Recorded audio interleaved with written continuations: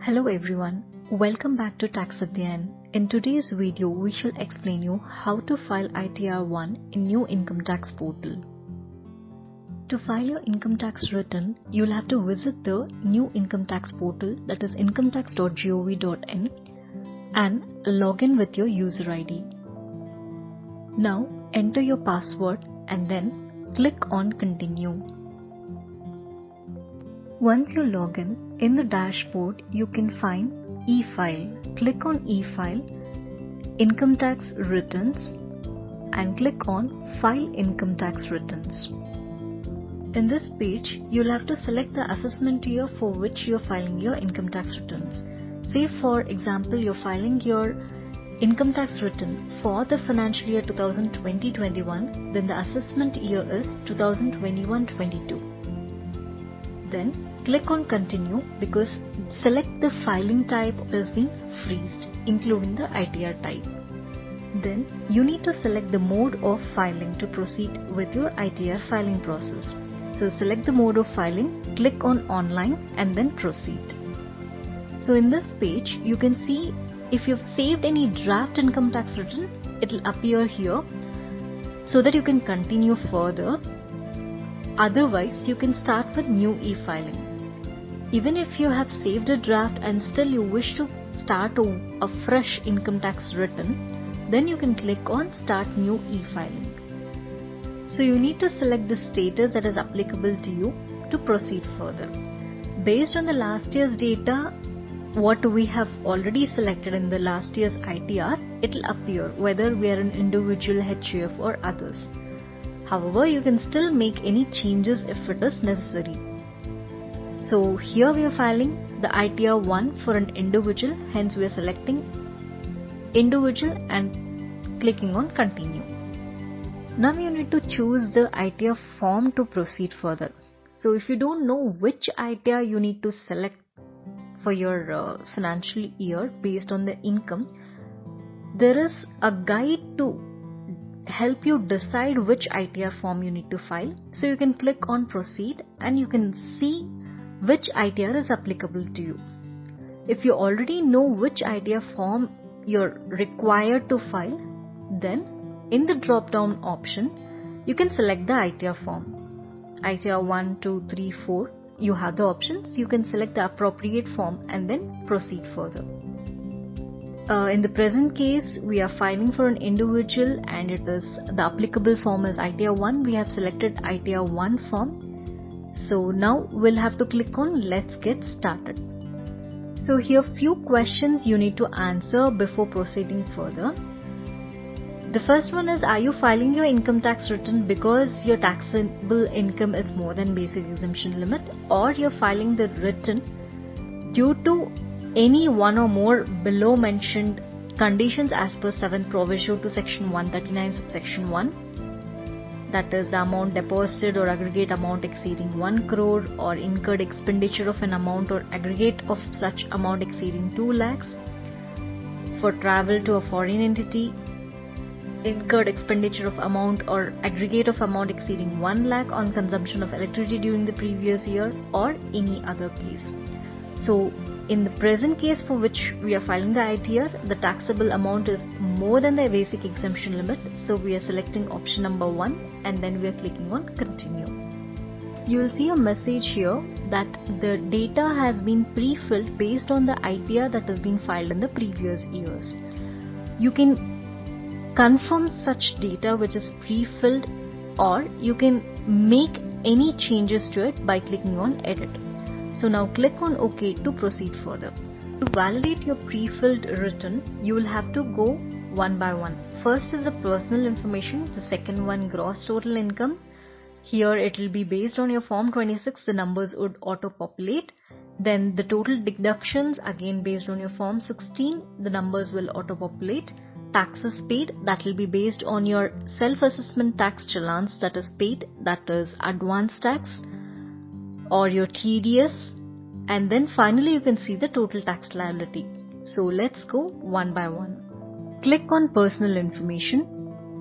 You can see your profile details here. What is your first name, middle name, last name, PAN number, your date of birth and Aadhaar number. You can select your employment detail. Either you're working in a central government, state government, public sector undertaking, or you're a pensioner or others, or even the category of not applicable is there. Also your address, mobile number, email ID will be displayed. You can even go edit and change the necessary fields that you want to update. You can select your employment details based on where you're working, central government or state government, or if you're a public sector undertaking, or if you're working in a private limited, then you can select others.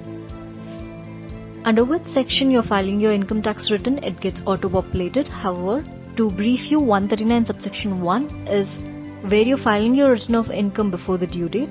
If you're filing a belated return, then it is under section 139 subsection 4. If it is a revised return, under section 139 subsection 5. And if you have applied for a continuation of delay, then you can select the last option, that is 119 2B. If you're filing your income tax return in response to notice, then select that option and relevant section under which you're filing your ITR. If you're opting to a new tax regime, that is under 115 BAC, please click on yes, otherwise click on no and then proceed further.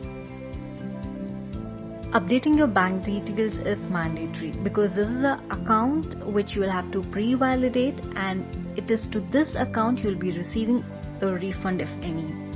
So please ensure that you're giving the correct bank account details and the account that is active. If you're giving the details of a bank account which is already closed, you will not be receiving the refund because bank will give the instructions to the department stating that the account is closed, and again will have to give the details. The refund will get rejected and then again you will have to update your bank account details. So please be very careful in this step. Give the appropriate bank account details which should be validated, and this account should be active so that you will receive your refund to this bank account. With respect to the details of gross total income, you can see a few questions which will be asked. You can answer one by one, or also you can skip these questions if it is not relevant. That is, whether you are eligible to claim the exemption in respect of house rent allowance, with respect to leave travel allowance, or the special compensatory allowance, or the children education allowance, hostel allowance, etc. Click the appropriate one, whether yes or no, or if it is not relevant to you, you can even skip this content. Here you can see the details of your income from salary. So when you open the form 16, you can see in the form 16 gross salary. The same numbers would be appearing here based on the TDS return that is filed by your employer. Less the exempt allowances, if anything is there that would have got exempt, and the net salary you can see. The deductions under subsection 16, the standard deduction of 50,000, and then for the final amount that is chargeable under the head salaries.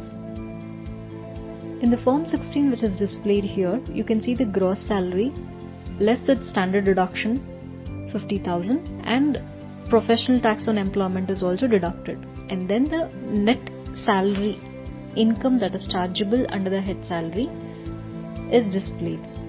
The similar way it is reflecting in the ITR that is pre-filled. However, PT is not auto-populated. So, hence this number will have to key in manually. You can edit the income from salary. Now you can see the salary as per section 17 subsection 1. This will have to be the same number as what is given in your form 16. And the perquisites, profit in lieu of salary, anything details if you have it in your form 16, you can mention it here.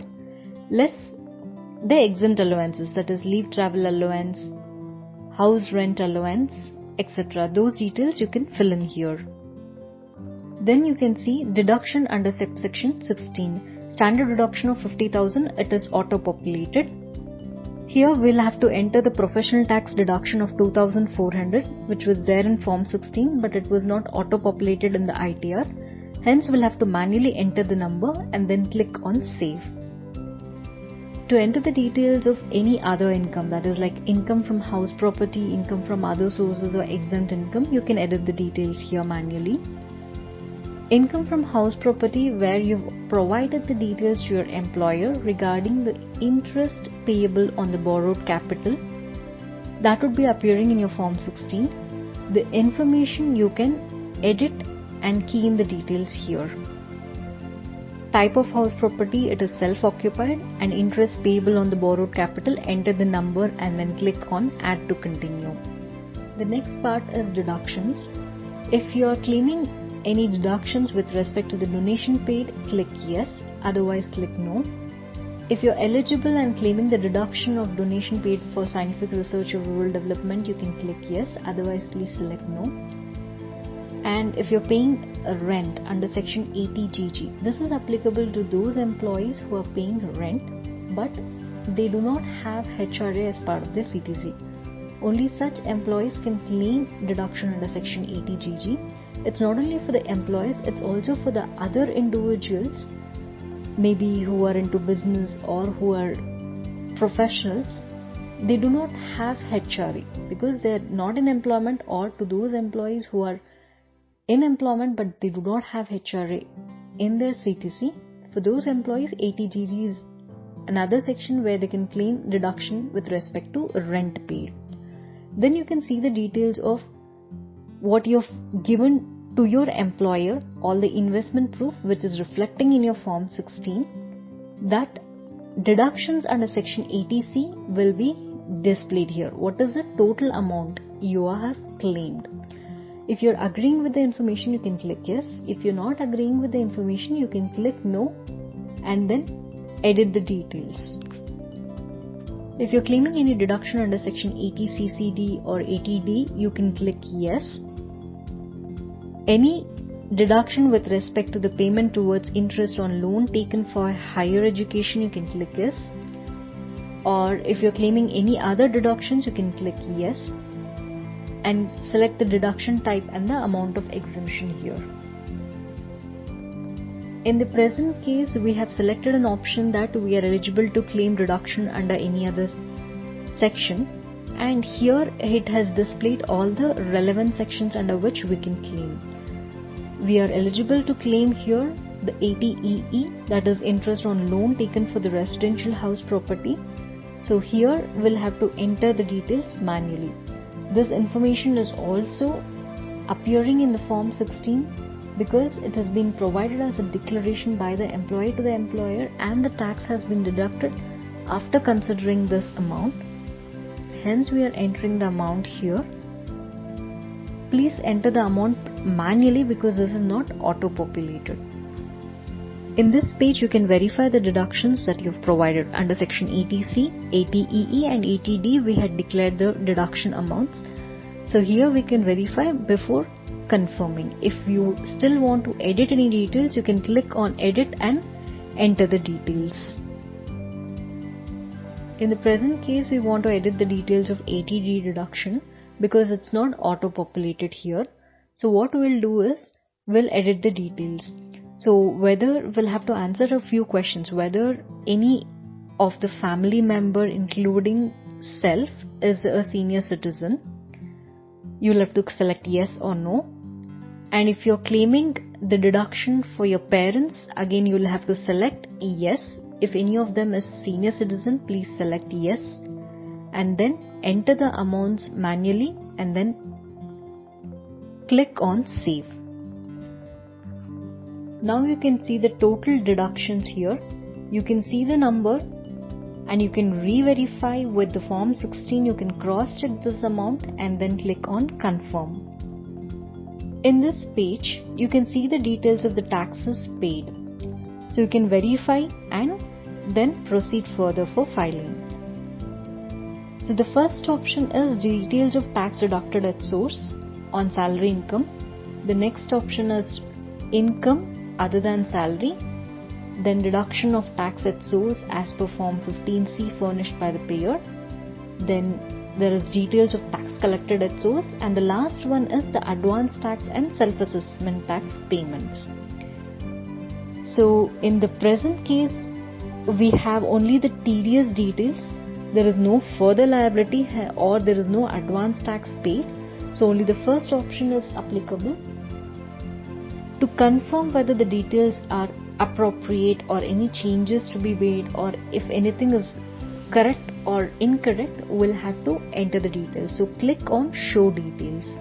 Here you can see the TAN number of your deductor, that is your employer TAN details, employer name, and the income that is chargeable under the head salaries. This amount will be matching with your Form 16, the gross salary income, and the tax deducted amount. Again, this amount you can cross check with your Form 16 what is the tax amount that is deducted. Then select, that is select the check box. Then click on Edit. Here you can see the employer TAN number, name, income chargeable under the head salaries, and total tax deducted. If the amounts are not appearing because of any technical glitches, you can manually enter the number and then click on Save.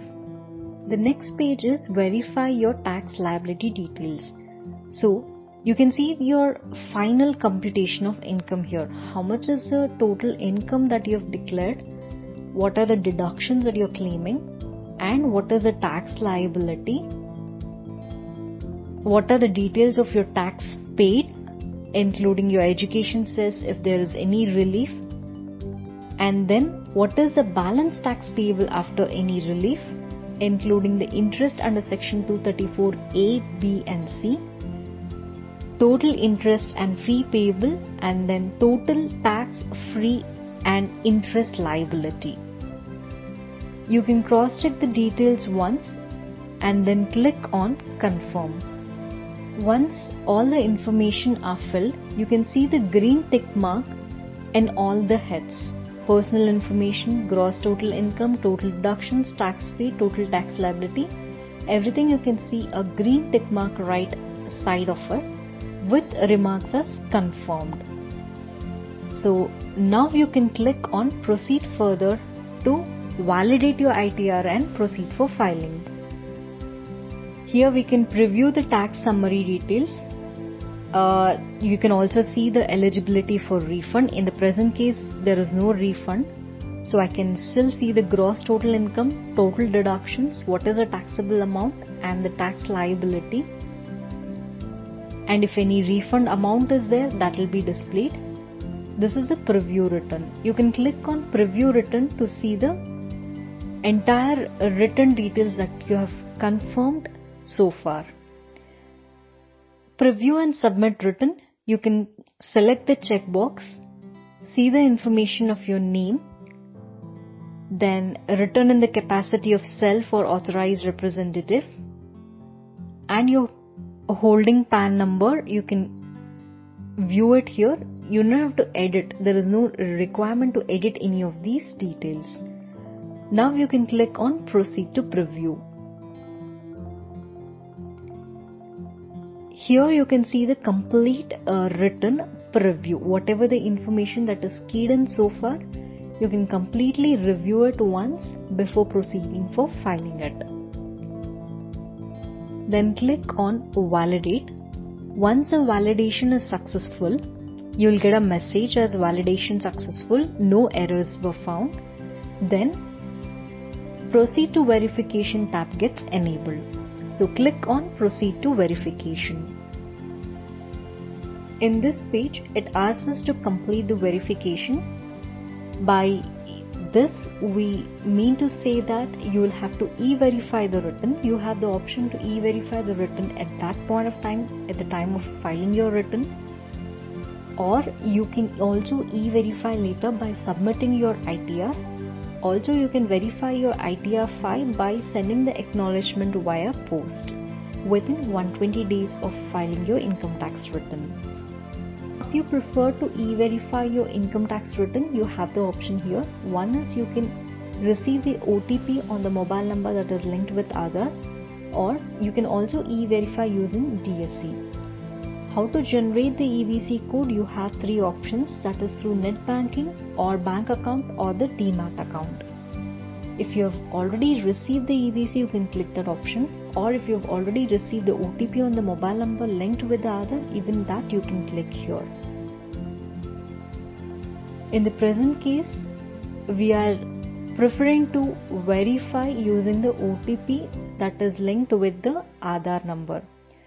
So you'll have to select the box, I agree to validate my Aadhaar details, and then click on Generate Aadhaar OTP. Enter the 6-digit OTP that is received on the mobile number which is linked with Aadhaar, then click on Validate. In this page, it is asking you to confirm for submission of written. Also, it's giving a message that once you submit the written, you cannot go back and modify the details.